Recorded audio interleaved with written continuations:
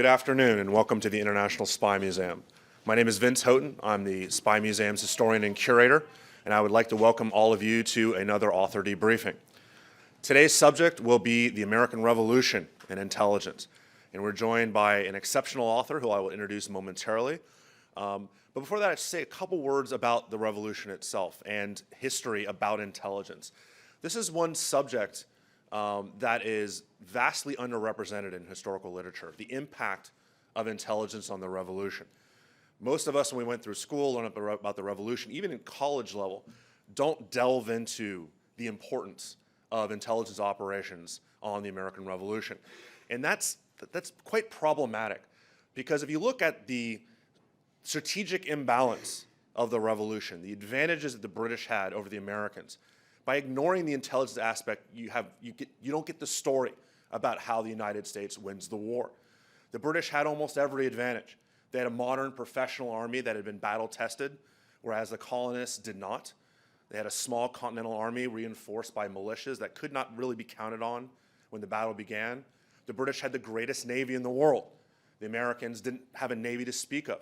We had privateers. We had pirates, essentially, that we gave the ability to steal and pillage for their pay. Most of the Americans didn't actually support independence. Less than half of continental Americans supported independence. Thousands fought for the British, and many of the others just wanted to be left alone. That's not to mention the thousands of German soldiers and the thousands of Native Americans that sided with the British cause. Not to mention the fact that the British had the world's greatest economy, and the United States didn't really have one at the time. We had no central bank, and we had a very hard time raising money. So how do we win? Well, it's not just that we wanted it more than they did. It had a lot to do with the fact that we used intelligence better than the British did.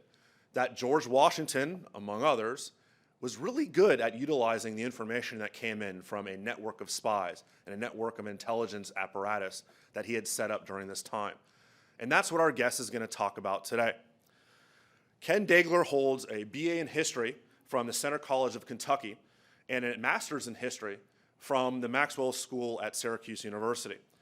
After he got his master's, he served in the United States Marine Corps in the late 1960s, and then quickly thereafter joined the CIA.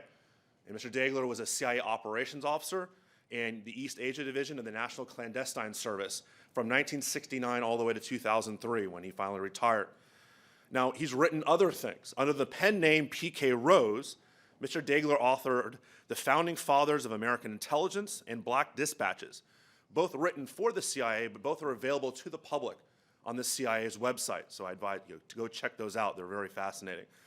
And he's also written numerous articles for intelligence community publications in his true name, as well as the P.K. Rose pseudonym, regarding American intelligence activities from 1765 all the way through the end of the Civil War, including articles about intelligence for the CIA's studies of intelligence and the Association of Former Intelligence Officers journal, The Intelligencer. He is here to talk about his newest book, Spies, Patriots, and Traitors, American Intelligence in the Revolutionary War. And I'd like to introduce him now, wherever he may be. There he is, all right.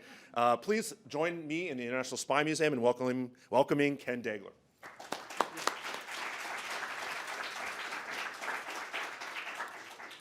Thank you. Okay, I want to start by telling you that when you write a book, first thing you're supposed to do is have a business plan and then bother writing a book. Now, I did it kind of backwards. I just wrote the book and assumed somebody would actually read it. Here's the point I want to make. This is the cover of the book. It's a very distinctive cover, not my choice. It was the publisher's choice, and they were obviously absolutely correct about it. But my point is that I've just come back from the beach, as my tan indicates, and I thought, okay, I'm going to walk around the beach down at Rehoboth, maybe a little bit over at Dewey, and I'm going to take a look and see what teenagers are reading my book. I got to tell you, I found not one single male or female teenager reading my book, so obviously that's not the target audience. The target audience instead really consists of people who are interested in the Revolutionary War because, as the introductor said, this is a brand new way of looking at the war. to see where intelligence activities have impacted on events that we all accept, often through popular myth, as the way the revolution went on. Now, the second audience are my fellow colleagues in the intelligence profession, because here I have a very interesting opportunity to learn from history. As we get into the Revolutionary War, you find that all three of the key elements in the intelligence profession, positive intelligence, counterintelligence, and covert action, played a key role in the Americans' ability to win. And because I'm dealing with something that's 250 years old, I have the latitude here of naming names, naming identities, naming sources of information, showing what the intelligence reports looked like, showing what the impact they had, and talking about sources and methods. Something I can't do, obviously, in my own background. Why this is fascinating is because over history, intelligence methods don't change. The fact that the Culper Ring left their parchment reports in a leather pouch under a rock in a Long Island cow pasture, and the fact that today someone will leave an encrypted note on an obscure website, it's actually the same technology in terms of communication and separation of the individual reporting and the individual who is going to receive the information and use it. So there's a real learning experience here, I believe, in studying the revolutionary activities strictly from the point of view of being an intelligence officer. Now, before I get into the book, I've been told by much more experienced officers that the first thing you're always asked is, why did you write the book? Okay. I'll tell you exactly why I started writing a book. I had retired from the agency and spent a little bit of time consulting with Department of Defense. And after about 4 or 5 years, you've really done all you can in terms of transferring what experience and capability you have to another organization.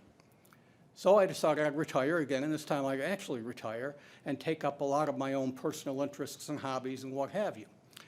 And that worked for about 2.5 weeks. It all came to a conclusion when one Saturday my wife, who is quite a good potter, had gone to her studio to work, and I decided I was going to fix myself a lunch that was going to be a bit more than a ham sandwich. But you know, I found the kitchen was very disorganized.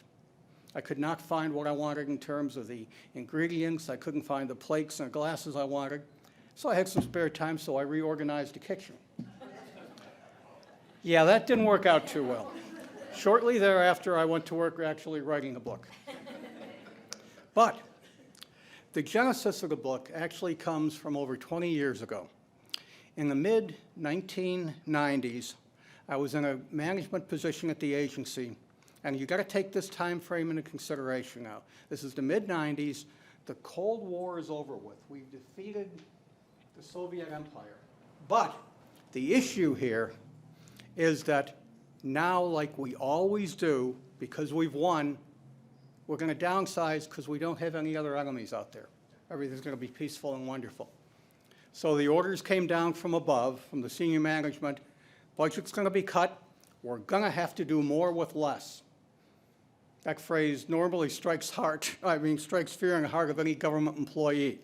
But the way we decided to do it at the agency was to increase our efforts with liaison, those friendly security and intelligence services throughout the world that we deal with.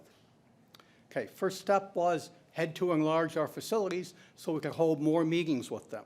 So for reasons that are esoteric to the job I was in, I had to create some new spaces for the liaison folks. Luckily, I had technical architects and interior designers and others who could actually handle the hard lifting, and all I had to do was conceptualize a little bit. But I found out as I went around talking to various and sundry divisions that handle the actual liaison, that one of the main issues was, while the liaison services understood that we had money compared to them to spend, we were very good technically, but you know, we hadn't been in the business that long, only since World War II, and maybe we didn't quite understand how to handle the more sophisticated aspects of human intelligence. Thought we had to address this problem. So I did a little bit of research, and I ended up writing the pamphlet that you had mentioned, The Founding Fathers of American Intelligence, where we identified George Washington as the key figure in a collection of positive or foreign intelligence, Benjamin Franklin as the key figure in terms of covert action,